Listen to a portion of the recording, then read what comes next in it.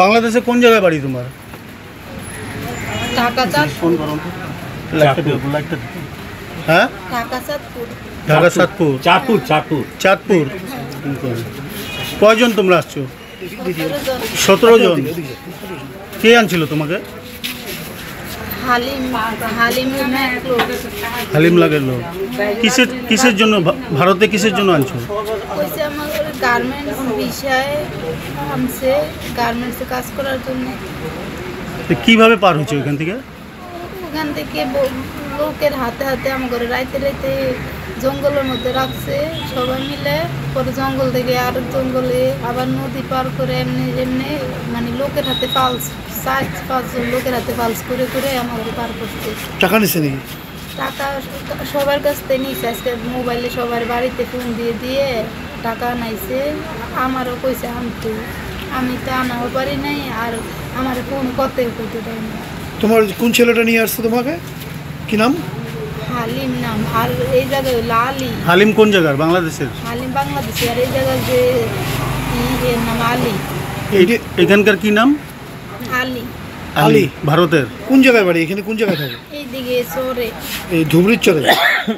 আমরা নাম জানো না? বিচিং চর। কথা বলি। কি চর? লঞ্চ ছাড়ছে ফকিরগঞ্জ? বাকি লোকগুলো হাজিরহাট। হাজিরহাট? হাজিরহাট হাজিরহাট হইতে পারে। চিনি না। তোমার কোনো কার্ড ঠাট আছে বোন? আমার আইডি কার্ড সব আমার ব্যাগের ভিতরে, আমার ব্যাগ মোবাইল সব নিয়ে গেছে। না, কে নিয়ে গেছে?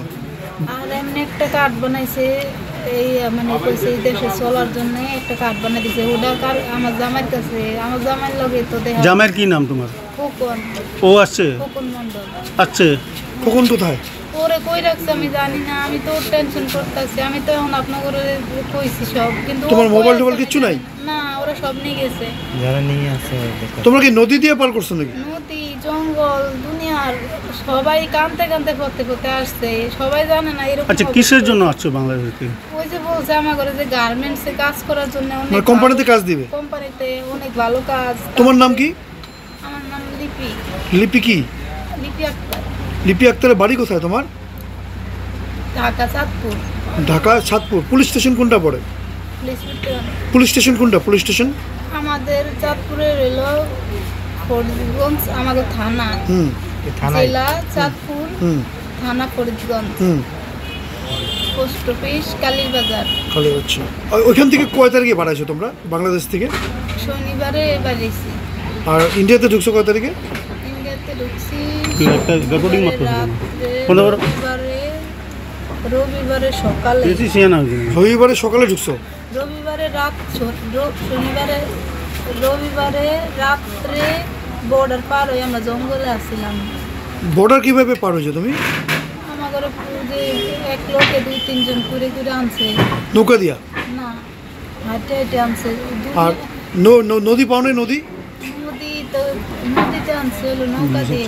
আর এমনি সোন, মানে বিশাল বড় বড় সোন আছে না, ওগুলোর ভিতরে দিয়ে আনছে। সবাই খালি কান্না করছে, সবাই ইচ্ছাকৃত ভাবে সুনীলদার হোটেলের দিক দিয়ে।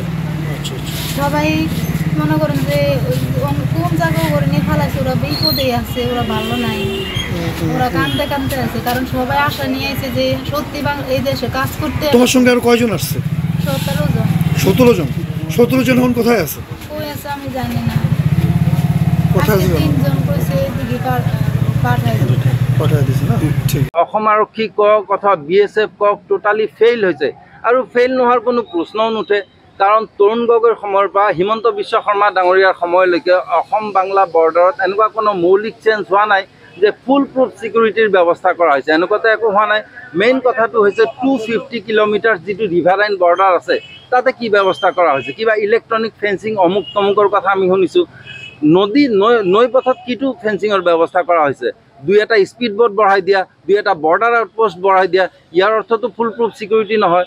মূল কথা হৈছে যে আমি অসমৰ বাসিন্দা হিচাপে প্ৰত্যেকজন ভাৰতীয় নাগৰিকে, অসমীয়া লোকে বিচাৰে যে অনুপ্ৰৱেশ টোটালি বন্ধ কৰা হওক, কিন্তু এটা নিৰ্দিষ্ট ৰাজনৈতিক চক্ৰই নিবিচাৰে যে অনুপ্ৰৱেশ বন্ধ কৰক।